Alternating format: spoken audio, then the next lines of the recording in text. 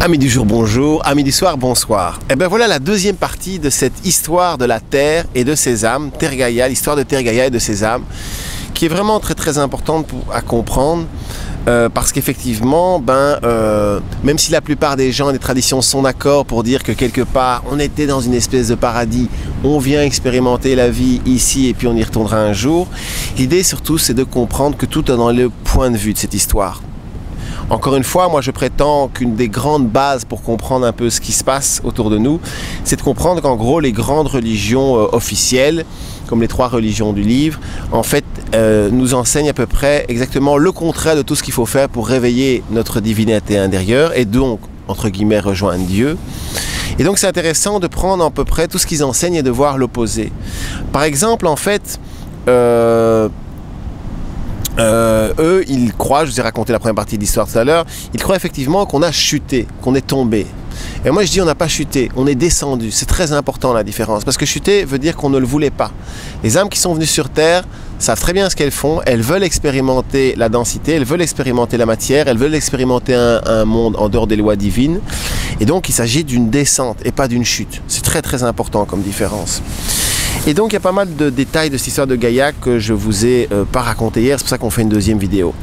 Par rapport à l'astral, donc je vous dis que Lucifer et ses amis qui veulent créer encore un monde avec plus d'amour que les mondes divins, attention, et bien en fait ils ont créé l'astral, qui est une espèce de zone tampon, une interface entre les mondes physiques, on va dire, et les mondes divins. Un faux monde divin en fait, pour manipuler les êtres et pour les coincer dans les cycles de réincarnation. Car effectivement, une chose qu'ont fait tout Lucifer et tout, quand ils ont conditionné effectivement les humains à devenir, si vous voulez, des passerelles pour les nourrir d'énergie. Donc en fait, ce qu'ils ont dû faire pour cela, c'est notamment leur inculquer la croyance qu'ils étaient mortels. Et ils les ont enfermés dans la roue karmique. La loi du karma, beaucoup de gens, j'en ai déjà discuté des heures, des centaines d'heures avec des gens bouddhistes qui sont persuadés que la loi du karma est une loi juste. C'est vraiment... Alors réfléchissez bien, écoutez ce que je dis au lieu de penser sans réfléchir. La loi du karma est profondément injuste. Et je vais vous expliquer pourquoi. Parce qu'il est justement égocentrique de croire qu'une personne est responsable de tout ce qu'elle fait. Si par exemple quelqu'un commet un crime, eh bien il est résultat de son éducation, de sa culture, et les responsabilités sont tout à fait partagées, même si la plus grande responsabilité en revient à lui. Et donc c'est très important à comprendre. En plus, on apprend de nos erreurs et par définition, on vient faire sur Terre plein d'expériences pour justement réaliser que ça mène à des souffrances inévitables. Donc en cela, la loi karmique est tout à fait fausse. Dans le monde divin, il n'y a pas de loi karmique, il y a la loi du pardon, qui fait que voilà, si tu regrettes vraiment quelque chose, on annule l'ardoise. Qu'est-ce qui se passe dans les mondes karmiques, en gros? La plupart des gens, ils naissent un jour du côté des riches, du côté des bourreaux, du côté des occidentaux, et ben voilà, ils participent à ce système en se disant « Ah !» dans son inconscient, pour beaucoup de gens spirituels, ah les autres ils souffrent parce que c'est leur karma, et moi c'est un bon karma. Mais parce qu'effectivement ils ont été profondément injustes et qu'ils ont participé complètement à ce monde injuste, et bien dans leur vie d'après ils se retrouvent petite prostituée de 5 ans qui se fait violer en Afrique ou en Asie. Super. Et puis alors après, elle a annulé son karma, elle peut nouveau se... Et alors en fait ça ne s'arrête jamais. Une fois bourreau, une fois dans la souffrance. Et donc tous les deux en fait ne comprennent pas qu'ils participent à un système. Dans les mondes divins, il n'y a pas de victime parce que chacun choisit et co-crée sa propre réalité. Donc la loi du karma est tout à fait injuste, bien qu'elle ait été juste pour ce système, pour enfermer les âmes dans un cirque karmique. C'est-à-dire que quand les âmes mouraient, elles revenaient dans l'astral, paradis ou enfer selon les croyances, et on disait ben voilà, tu as fait ci, tu as fait ça, maintenant tu as créé un unbalance, tu as créé un déséquilibre. Et donc maintenant il va falloir rééquilibrer et choisir une autre vie pour rééquilibrer tout ça. Et en fait c'est à l'infini, c'est à l'infini. La loi karmique aussi a été faite par les lucifériens pour tout simplement détruire l'humanité. Parce qu'une loi karmique, en toute logique, amène toujours à plus de souffrance. Je vous explique. Je te tue, donc tu me tues dans la vie d'après, donc je te retue dans ma vie d'après, donc tu me retues, je te tue, tu me tues, Ça ne s'arrête jamais. Quand est-ce que ça s'arrête? Le jour où il y en a un qui a dit « Ok, je te pardonne de m'avoir tué, on arrête, on efface là. » Donc, voilà, ça c'est vraiment important à comprendre. La loi du karma et la loi du pardon, c'est deux choses bien différentes. Donc, ils enferment effectivement les êtres dans la roue karmique et le but, c'est que les âmes ne vivent pas assez de temps que pour s'éveiller, vraiment. Et donc, ils vont entre deux vies aller dans cette zone tampon, dans l'astral, dans le paradis ou l'enfer de l'astral, pour se préparer une autre vie. Et alors, ce qu'il faut comprendre, c'est que cette zone tampon sert en fait d'interface pour nourrir le monde luciférien, pour nourrir la matrice. Et que ça se passe, chacun, on la nourrit d'une manière différente chacun, par rapport à nos attaches. Par rapport à nos attaches. C'est vraiment ça qui est important. Nos attaches, un petit peu le fil là. Et donc certains, eh ben, effectivement, vous allez voir, ils sont absolument accros aux rapports sociaux, ou ils sont accros par rapport aux possessions matérielles, les voitures, leurs maisons et tout. Dans les deux cas, ça va toujours nourrir la chose. Ce n'est pas bien, ce n'est pas mal. L'important, c'est de comprendre que dans Matrix, ils se servent à nous en fait vraiment comme de batterie en fait. Ils s'en foutent complètement. Ce qu'ils veulent surtout, c'est qu'on nourrisse leur monde. Je vous ai dit qu'effectivement, je vais revenir là-dessus, que pour nourrir leur monde, effectivement, les lucifériens, ce qu'ils ont fait, c'est qu'ils ont mis des fausses croyances dans la tête des humains. Comme ça, l'énergie arrive, si vous voulez, par notre petit fil d'or en direction des mondes de l'esprit. C'est un schéma, bien sûr. Elles sont filtrées à la hauteur de notre intellect avec ces fausses croyances, et après, elles vont nourrir notre corps astral, et grâce à notre corps astral, qui a été fabriqué de toutes pièces par les lucifériens, eh bien, on peut effectivement nourrir l'autre monde. Important aussi de comprendre que je vous disais, là on essaiera peut-être de mettre sur la vidéo un petit dessin, on va voir si on peut, mais sinon imaginez la création où on vit comme un cercle. Au centre du cercle vous avez la source, et donc en fait l'idée c'est que quand les lucifériens ont manipulé l'espèce humaine et ont brisé l'une des lois de base de l'amour, qui est qu'on ne peut pas interagir chez une espèce en voie très primitive. Et donc, ils ont quand même fait faire un bond de mutation à l'évolution. Et ils sont sortis, ils ont été un petit peu en dehors du cercle, d'accord? Il me manque un doigt, mais en dehors de cette périphérie. Et l'idée, en fait, de comprendre, c'est qu'après, effectivement, une fois qu'ils voient que ça ne marche pas, ils appellent, entre guillemets, l'esprit, papa, maman, le reste de la famille, qui va venir et, en fait, du coup, ça va agrandir le cercle. Et c'est comme ça, en fait, que petit à petit, le cercle s'agrandit, s'agrandit, s'agrandit. C'est pour ça que toute l'aventure luciférienne est tout à fait au service de la vie et de l'évolution quand même. C'est ça, tout ça, c'est le grand paradoxe. Et que effectivement, les âmes qui veulent rester là-dedans, ça ne cause aucun problème aux êtres très évolués. Et même souvent, ils rigolent, ils disent écoutez, il faut bien des âmes faites pour faire le sale boulot. Parce que nous, y aller, ça va pas. Moi, souvent, j'aurais dit mais c'est dur, si vous savez, ici de sortir. Je me dis on a vécu ça avant vous, on sait, c'est dur, c'est ça être un dieu. Il faut apprendre, si vous voulez, à créer dans la matière sans être attaché trop à la matière. Sinon, ça ne marche pas.